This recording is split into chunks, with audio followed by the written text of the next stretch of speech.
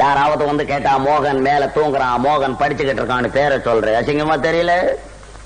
பின்ன வேற எப்படிதான்டா சொல்றது? துரை தூங்குறார், துரை படிச்சுக்கிட்டு இருக்கார் அப்படின்னு சொல்லு. இனிமே அப்படியே சொல்றேன். அதற்கிட்ட காலம்புற எங்க வந்து உன் கல்யாண விஷயமா ஏற்பாடு செய்திருக்கிறேன். I don't like. எனக்கு கல்யாணம் எதை பத்தி நீ பேசக்கூடாது சொல்லி வச்சுட்டு.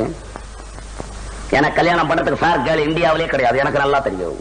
வேற எங்க பாத்துருக்கிற? பிரான்ஸ்ல ஒரு கிளப்ல இருக்கவளை ஃபிக்ஸ் பண்ணிருக்கேன். அவ்வளவுதான் மேரேஜ் பண்ண போறேன். எனக்கு தமிழ்நாட்டு பொண்ணு தேவையில்லை. ஏண்டா தம்பி இப்படி எல்லாம் பேசலாமா? உங்க மாமா வேதரத்னம் இருக்கிறாரு, அவர் பொண்ணு சந்திரான்னு ஒரு பொண்ணு இருக்கிறா, அழகா இருக்கிறா, மூக்கு மூலியமா இருக்கிறா. அவளை நான் கல்யாணம் பண்ணிக்கணும். அதுக்காக இங்க வந்து எனக்கு தொல்லை கொடுக்குறேன். கல்யாணமா கல்யாணம் எதுக்கு பண்றதுன்னே இந்தியாவில இன்னும் சரியா தெரியாது. எனக்கும் வயசாய் போச்சு இல்ல? உனக்கு வயசாயிடுச்சுன்றதுக்காக நான் கல்யாணம் பண்ணிக்கணும் இல்ல? என் மூச்சு இருக்கிறப்போ எப்படி ஒவ்வொருத்தர் மூச்சுக்கும் கல்யாணம் பண்ணிக்கிட்டு இருந்தா என் மூச்சு என்ன ஆகுறது? மோகன், நீ கல்யாணம் செய்துக்கு